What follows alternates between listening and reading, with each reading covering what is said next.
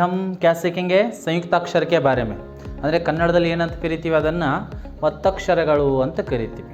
ಸ್ವಲ್ಪ ವ್ಯತ್ಯಾಸ ಇದೆ ಹಿಂದಿ ಹಾಗೂ ಕನ್ನಡದಲ್ಲಿ ನಾವು ಒತ್ತಕ್ಷರಗಳನ್ನ ಬರೀಬೇಕು ಅಂದರೆ ಸ್ವಲ್ಪ ವ್ಯತ್ಯಾಸ थोड़ा सा क्या है अंतर होता है संयुक्ताक्षर में और अगर हम कन्नड़ के अंदर लिखते हैं तो उदाहरण के लिए सबसे पहले मैं एक शब्द लेता हूँ कन्नड़ के अंदर वस्तु. कौन सा शब्द है बच्चों ये वस्तु. इसी को अगर हम हिंदी के अंदर लिखेंगे तो इस प्रकार से लिखते हैं वस्तु, है ना. अगर इसको हम इस तरह से लिखेंगे वस्तु,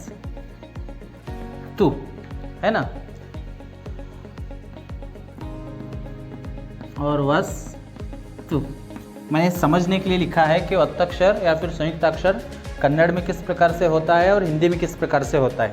तो यहाँ पर देखिए बच्चों, यहाँ पर हमने क्या लिखा है सपूर्ण लिखा है और त का हमने ಒತ್ತಕ್ಷರ लिया है. ಇಲ್ಲಿ ನಾವೇನು ಮಾಡಿವಿ ಕನ್ನಡದಲ್ಲಿ ಸವನ್ನು ಪೂರ್ಣ ಬರ್ದೀವಿ, ತದನಂತರ ತದ ಒತ್ತಕ್ಷರ ಬರ್ದೀವಿ, है ना.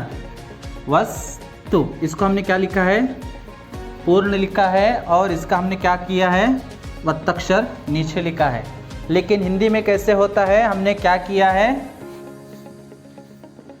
त को पूर्ण रूप से लिखा है ना, और स को क्या किया है हमने इसका संयुक्ताक्षर हमने लिखा है ना, यानी कि उसको आधा लिखा है, उसकी खड़ी पाई हमने निकाल दी है. तो कन्नड़ और हिंदी के अंदर अंतर क्या है, ಎಲ್ಲಿ ನಾವು ಒತ್ತಕ್ಷರವನ್ನು ಕನ್ನಡದಲ್ಲಿ ಬಳಸ್ತೀವಿ ಆ ಅಕ್ಷರವನ್ನು ನಾವು ಇಲ್ಲಿ ಏನು ಮಾಡ್ತೀವಿ ಹಿಂದಿಯಲ್ಲಿ ಪೂರ್ಣ ಬರಿತೀವಿ. ಯಾವ ಅಕ್ಷರವನ್ನು ನಾವು ಪೂರ್ಣ ಬರಿತೀವಿ ಆ ಅಕ್ಷರವನ್ನು ನಾವು ಹಿಂದಿಯಲ್ಲಿ ಏನು ಮಾಡ್ತೀವಿ ಅರ್ಧ ಬರಿತೀವಿ, ಅಂದರೆ ಸಂಯುಕ್ತಾಕ್ಷರ ರೂಪದಲ್ಲಿ ಅದನ್ನು ಬರಿತೀವಿ ವಸ್ತು ವಸ್ತು. ठीक है, एक उदाहरण और एक बताइए मुझे कन्नड़ದಲ್ಲಿ.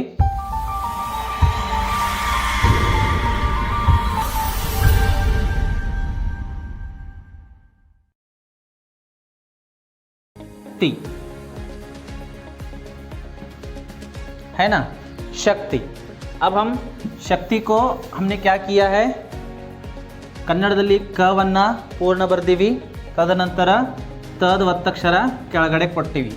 इसी को अगर हमें हिंदी के अंदर लिखना है तो हम क्या करेंगे श हमने लिखा, अब हम क्या करेंगे कौन सा पहले लिखेंगे शक्ति, है ना.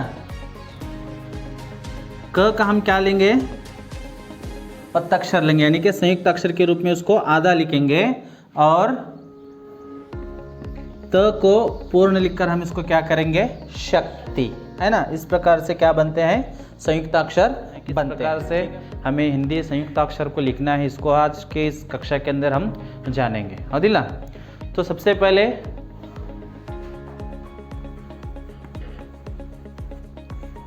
ಏನಿದು रक्त, ಏನದ ಇದು रक्त. अगर इसी को हम हिंदी के अंदर लिखेंगे तो क्या बनता है रक्त, हम इस प्रकार से लिखते हैं, है ना. लेकिन यहाँ पर क्या हुआ है कन्नड़ और हिंदी के संयुक्ताक्षर में ಇಲ್ಲಿ ಒತ್ತಕ್ಷರ ಇಲ್ಲಿ ಒತ್ತಕ್ಷರ ಸ್ವಲ್ಪ ಏನದ ವ್ಯತ್ಯಾಸ ಅದ. ಏನದ ಅಂದರೆ ಒತ್ತಕ್ಷರ ಅಕ್ಷರದ ನಂತರ ಬಂದದಿಲ್ಲ, ಹೌದಿಲ್ಲ. ತ ಒತ್ತಕ್ಷರವನ್ನು ನಾವು ಏನು ಮಾಡ್ತೀವಿ ಸಂಪೂರ್ಣವಾಗಿ ಅಕ್ಷರ ಬರೋದು ಆಮೇಲೆ ಏನು ಕೊಡ್ತೀವಿ ಒತ್ತಕ್ಷರವನ್ನು ಕೊಡ್ತೀವಿ. ಆದರೆ ಹಿಂದಿಯಲ್ಲಿ ಹಾಗಿಲ್ಲ, ಒತ್ತಕ್ಷರವನ್ನು ಏನು ಮಾಡ್ತೀವಿ ಮೊದಲು ಬರಿತೀವಿ, ಆಮೇಲೆ ತ ಇದನ್ನು ಪೂರ್ಣ ಬರಿತೀವಿ, ಸರಿನಾ. ಇಲ್ಲಿ ಏನಾಗ್ತದೆ ಮೊದಲು ಕನ್ನಡದಲ್ಲಿ ಅಕ್ಷರ ಬರೋದು ಆಮೇಲೆ ಒತ್ತಕ್ಷರ ಕೊಡ್ತೀವಿ, ಆದರೆ ಹಿಂದಿಯಲ್ಲಿ ಮೊದಲು ಒತ್ತಕ್ಷರವನ್ನು ಬರಿತೀವಿ ಆಮೇಲೆ ಅಕ್ಷರವನ್ನು ನಾವು ಏನು ಮಾಡ್ತೀವಿ ಬರಿತೀವಿ, ಸರಿನಾ. ಒಂದು ವ್ಯತ್ಯಾಸ ಗೊತ್ತಾಯ್ತಾ. ಮೊದಲು ಏನು ಮಾಡಬೇಕು ಕನ್ನಡದಲ್ಲಿ ಏನು ಬರಿತೀವಿ ಅಕ್ಷರ ಬರೋದು ಒತ್ತಕ್ಷರ ಕೊಡ್ತೀವಿ, ಹಿಂದಿಯಲ್ಲಿ ಒತ್ತಕ್ಷರ ಬರೋದು ಅಕ್ಷರ ಕೊಡ್ತೀವಿ. ವ್ಯಂಜನಾಕ್ಷರಗಳನ್ನು ಗಮನಿಸಿದ್ದೀವಿ, ಹೌದಿಲ್ಲ. ಕ ಖ ಗ ಘ ಣ ಈ ಥರ ಬಳಸಿದ್ದೀವಿ. ಸೊ सबसे पहले क्या है ये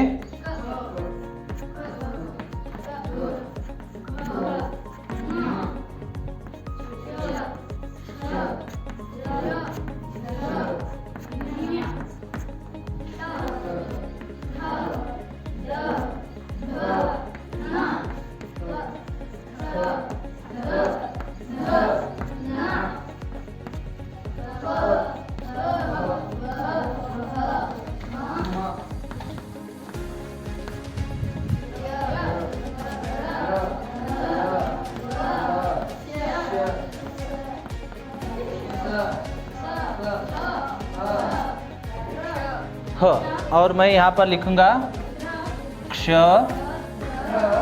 त्र श्र ज्ञ। ठीक है, तो यहाँ पर अगर हमें यहाँ पर बहुत सारे व्यंजन हैं, तो व्यंजन के साथ एक खड़ी पाई लगी हुई है। खड़ी पाई ಅಂದರೆ ಅಕ್ಷರದ ಮುಂದಿರುವಂತಹ ಈ ಗೆರೆಗೆ ಏನಂತ ಕರಿತೀವಿ? ಖಡಿ ಪಾಯಿ ಅಂತ ಕರಿತೀವಿ. ಇಲ್ಲಿ ಖಡಿ ಪಾಯಿ ಇರುವಂಥ ಅಕ್ಷರಗಳು ಯಾವ ಗುರುತ ಮಾಡ್ರಿ? ಖ ಗ ಘ ಚ ज झ,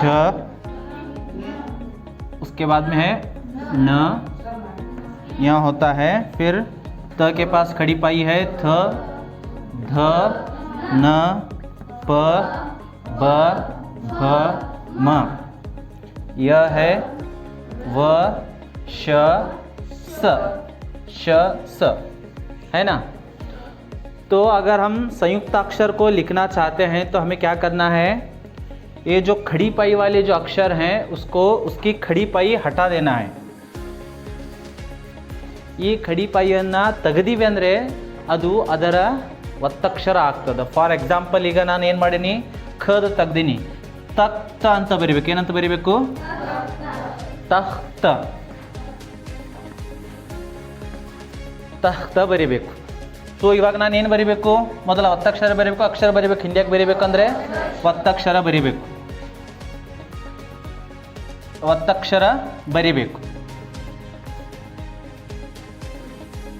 ತಖ್ತ, ಸರಿ ಆಯ್ತಾ? ತಖ್ತ. ಇಲ್ಲಿ ಖ ನಾನು ಏನು ಮಾಡೀನಿ, ಇಲ್ಲಿ ಖಡಿಪಾಯಿ ಕೊಟ್ಟಿಲ್ಲ. ಎಲ್ಲಿ ಖಡಿಪಾಯಿ ವ್ಯಂಜನಾಕ್ಷರಗಳದಾವಲ್ಲ, ಎಲ್ಲಿ ಅದರ ಮುಂದೆ ಒಂದು ಗೆರೆ ಕಾಣ್ತದಲ್ಲ, ಅದನ್ನು ನಾವೇನು ಮಾಡಬೇಕು? ಆ ಖಡಿಪಾಯಿ ತೆಗ್ದೀವಿ ಅಂದರೆ ಅದು ಏನಾಗ್ತದೆ? ಸಂಯುಕ್ತಾಕ್ಷರ ಆಗ್ತದೆ, ಅದರ ಒಂದು ಸಂಯುಕ್ತ ರೂಪ ಆಗ್ತದೆ, ತಖ್ತ. इसी प्रकार से ग है, ग के सामने से अगर हम क्या करेंगे, खड़ी पाई हटा देंगे तो क्या होता है? ये संयुक्त अक्षर ग का एक व्यंजनाक्षर होता है. च की अगर स्वच्छ, स्व च लिखना है तो हमें क्या करना है? इसके सामने की खड़ी पाई निकालना है और यहाँ पर स्वच्छ, है ना. तो यहाँ पर खड़ी पाई हटने पर क्या होता है? उसका संयुक्त अक्षर अंदर ಅದರ ಒತ್ತಕ್ಷರವನ್ನು ಈ ತರ ಬರಿಬಹುದು. ಸರಿನಾ? ಇವೆಲ್ಲವೂ ಕೂಡ ಅದೇ ತರನಾಗಿ ನಾವು ಬರಿಬಹುದು. ज का जाने पर झ, फिर इसी प्रकार से त, थ, ध, न का एक उदाहरण बताइए.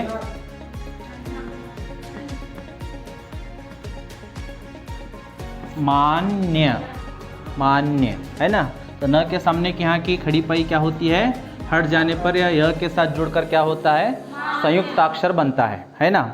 तो एक नियम क्या पता चला हमें कि जो खड़ी पाई वाले जो व्यंजन है उसके सामने की अगर खड़ी पाई हट जाती है तो वह संयुक्त अक्षर के रूप के अंदर हम उसका उपयोग कर सकते हैं.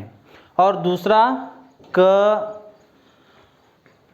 फ, है ना. क, फ आधा लिखते हैं, अर्ध ಬರಿತೀವಿ. ಯಾವ್ಯಾವು? ಕ ಆಯಿತು, ಫ ಆಯಿತು, ಅದರ ಮುಂದೆ ಖಡಿ ಪಾಯಿ ಇಲ್ಲ ಅಂತ ಅಕ್ಷರಗಳನ್ನ ನಾವು ಏನು ಮಾಡ್ತೀವಿ? ಅರ್ಧ ಬರಿತೀವಿ. ಏನು ಮಾಡ್ತೀವಿ? अर्ध. क है जैसे कि फ है और ह है ना. इसके साथ खड़ी पाई जुड़ी हुई नहीं है, ಇದರ ಜೊತೆ ಮುಂದೆ ಗೆರೆ ಇಲ್ಲ. ಅದಕ್ಕಾಗಿ ನಾವು ಅದನ್ನು ಏನು ಮಾಡ್ತೀವಿ? ಅರ್ಧನೇ ತೆಗಿಬೇಕು. ಫಾರ್ ಎಕ್ಸಾಂಪಲ್ ಇವಾಗ ಕದ್, ಕದ್ ಅರ್ಧ ಭಾಗವನ್ನು ಅಳಿಸಿದೀವಿ ಅಂದರೆ ಇದು ಏನಾಗ್ತದೆ? ಕದ್ ಒತ್ತಕ್ಷರ ಆಗ್ತದೆ. ಫಾರ್ ಎಕ್ಸಾಂಪಲ್ ಇವಾಗ ರಕ್ತ ಬರಿಬೇಕು, ಅವಾಗಿಂದ ಬರ್ತಿದ್ದೀವಲ್ಲ, रक्त बरीबेक. र क का अगर हमें वत्ताक्षर लिखना है, संयुक्त अक्षर लिखना है तो इसको आधा लिखना है. क्या करना है? अर्ध बरीबेक. रक्त, ಸರಿನಾ? ಯಾಕಂದರೆ ಮೊದಲು ನಾವೇನು ಬರಿತೀವಿ? ಇಲ್ಲಿ ಒತ್ತಕ್ಷರವನ್ನು ಬರಿತೀವಿ, ತದನಂತರ ಪೂರ್ಣಾಕ್ಷರವನ್ನು ಬರಿತೀವಿ. ಇನ್ನು ಅದೇ ತೆರನಾಗಿ ಇದು ಯಾವ ಅಕ್ಷರದ? ರ है ना. क्या है? र. र को हम 3 रूप में लिखते हैं. कितने रूप में? 3 रूप में. जैसे कि हम इसको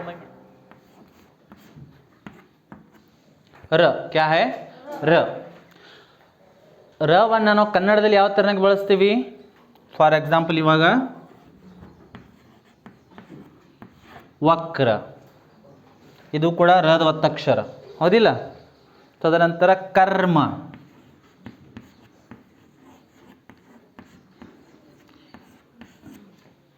ಕರ್ಮ, ಹೌದಿಲ್ಲ. ಇದನ್ನು ಕೂಡ ನಾವು ಒತ್ತಕ್ಷರದಲ್ಲಿ ಇದನ್ನು ಅರ್ಕಾವಳಿ ಅಂತ ತಗೊಳ್ತೀವಿ, ಇದನ್ನು ರದ ಒತ್ತಕ್ಷರ ಅಂತ ತಗೋತೀವಿ.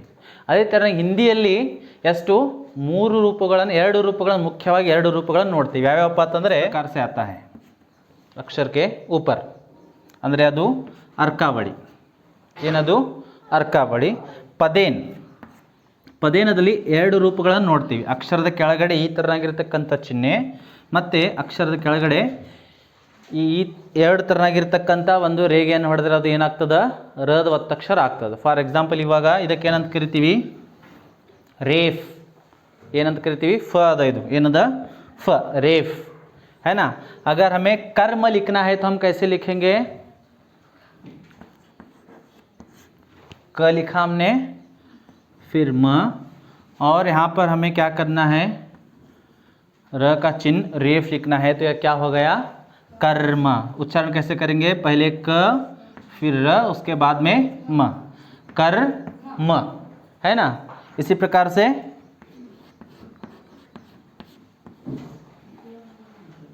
च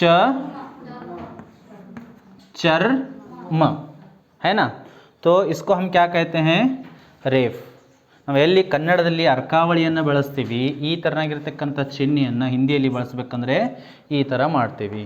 ಅದೇ ಥರನಾಗಿನ್ನ ವಕ್ರ ಬರಿಬೇಕು. ಏನು ಬರಿಬೇಕು, ವಕ್ರ ಬರಿಬೇಕು. ವಕ್ರ ಬರಿಬೇಕು ಅಂದರೆ ಇನ್ನೊಂದು ಏನು ಮಾಡ್ತೀವಿ ಹಿಂದಿಯಲ್ಲಿ, ವ ಕ, ಏನಾಯ್ತು ಇದು ವಕ ಐತೀಗ. ವಕ್ರ ಮಾಡಬೇಕು, ರದ ಒತ್ತಕ್ಷರ ಕೊಡಬೇಕು. ನಾನು ಇಲ್ಲಿ ಏನು ಮಾಡೀನಿ, ಪದೇನ್ ಅಂತ ಕೊಟ್ಟೀನಿ, ಹೌದಿಲ್ಲ. ಈ ಚಿಹ್ನೆಯನ್ನು ಅಕ್ಷರದ ಕೆಳಗಡೆ ಈ ಥರ ನಾವು ಬರ್ದೀವಿ ಅಂದರೆ ಏನಾಗ್ತದೆ, ಅದು ವಕ್ರ. इसी प्रकार से बताइए उदाहरण, चक्र और मक्र, फिर प्रकार,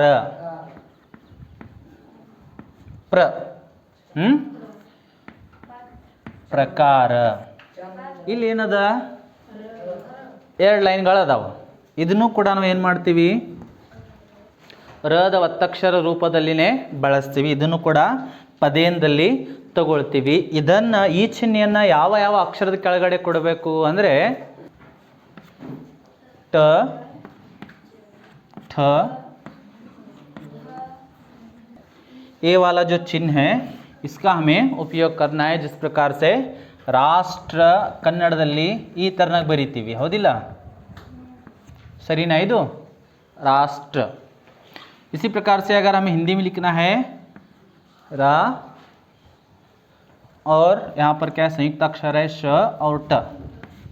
इसके नीचे हमें क्या करना है, र का वत्तक्षर देना है, र का संयुक्त अक्षर लिखना है. तो हम यहाँ क्या करेंगे, ऐसे 2 लाइन नीचे की तरफ खींचेंगे. तो यह भी क्या है, एक पदेन का ರೂಪ है.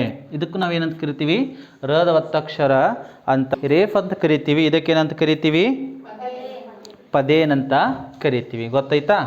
ಇನ್ನು ಠ, ಡ, ಡ್ರಮ್. ಏನು, ಡ್ರಮ್.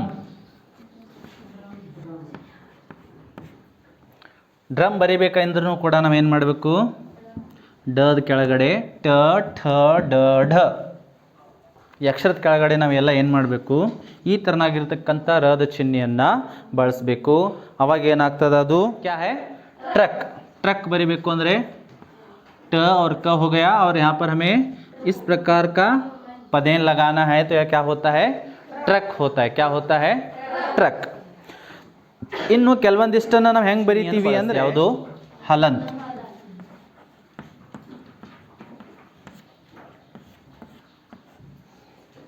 ಹಲಂತ್ ಚಿಹ್ನೆ ಅಕ್ಷರದ ಕೆಳಗಡೆ ಈ ಥರ ಬರ್ತದೆ. ಅದಕ್ಕೇನಂತ ಕರಿತೀವಿ, ಹಲಂತ ಅಂತ ಕರಿತೀವಿ. ಏನಂತ ಕರಿತೀವಿ, ಹಲಂತ. ಇದನ್ನು ಯಾವ ಅಕ್ಷರದ ಕೆಳಗಡೆ ಬಳಸಬೇಕು ಅದನ್ನು ನಾವು ಇವಾಗ ನೋಡೋಣ. क्या लगता है,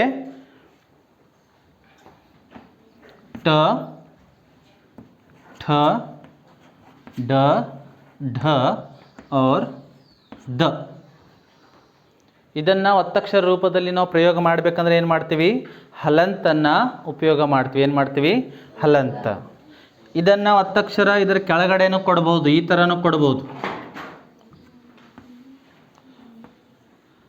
ಸರಿನಾ. ಆದರೆ ಇದರ ಶುದ್ಧ ರೂಪ ನಾವು ಹೆಂಗೆ ಬರಿಬೇಕು ಅಂದರೆ ಏನು ಮಾಡಬೇಕು, ಹಲಂತವನ್ನು ಕೊಡಬೇಕು. ಏನು ಮಾಡಬೇಕು, ಹಲಂತವನ್ನು ಕೊಡಬೇಕು. ಫಾರ್ ಎಕ್ಸಾಂಪಲ್ ಏನದ ಇದು विद्या, इसको अगर हमें हिंदी में लिखना है तो हम क्या करेंगे, यहाँ पर क्या करेंगे, हलंत देंगे, विद्या. ಹೆಂಗೆ ಓದಬೇಕಿದು, ವಿದ್ಯಾ. ಈ ಚಿಹ್ನೆ ಏನೇನು ಸೂಚಿಸ್ತದ ಅಂದರೆ ನಾವು ಕನ್ನಡದಲ್ಲಿ ಈ ಥರನಾಗಿರ್ತಕ್ಕಂಥ ವ್ಯಂಜನ ಬರಿತೀವಲ್ಲ, ಕ ಕ, ಈ ಚಿಹ್ನೆ ಇದನ್ನು ಸೂಚಿಸ್ತದೆ, ವಿದ್ಯಾ विद्या, है ना. इसी प्रकार से बुढ़ा, इसी प्रकार से क्या है, बुढ़ा, बुढ़ा, क्या है, बुढ़ा. तो यहाँ पर क्या लगता है, हलंत लगता है ना. तो इसके नीचे हम क्या करेंगे, सबके नीचे हलंत लगाकर क्या कर ಅದನ್ನು ಬಳಸ್ತೀವಿ, ಹೌದಿಲ್ಲ. ಅವಾಗ ನಾನು ಹೇಳಿದಿಲ್ಲ, ರಕ್ತ ಅಕ್ಷರದ ಮೊದಲು ಬಳಸಬೇಕು, ಅಕ್ಷರದ ಮೊದಲು ಆ ಒತ್ತಕ್ಷರವನ್ನು ಬಳಸಬೇಕು. ಇವೆಲ್ಲವೂ ಏನು ಆಗ್ತಾವೆ ಅಂದರೆ ನಾವು ಹಿಂದಿ ಒಂದು ಒತ್ತಕ್ಷರ ಸಂಯುಕ್ತಾಕ್ಷರ ಬರೀಬೇಕು ಅಂದರೆ ಎಲ್ಲವೂ ಉಪಯೋಗ ಆಗ್ತವೆ. ಇದನ್ನೆಲ್ಲವನ್ನು ಕಲಿತು ನಾವು ಶುದ್ಧವಾಗಿರ್ತಕ್ಕಂಥ ನಮ್ಮ ಲೇಖನವನ್ನು ಕೇಳಿ ನೋಡಿ ಸಂಪೂರ್ಣವಾಗಿ ಸ್ವಚ್ಛವಾಗಿ ಬರಿಬಹುದು.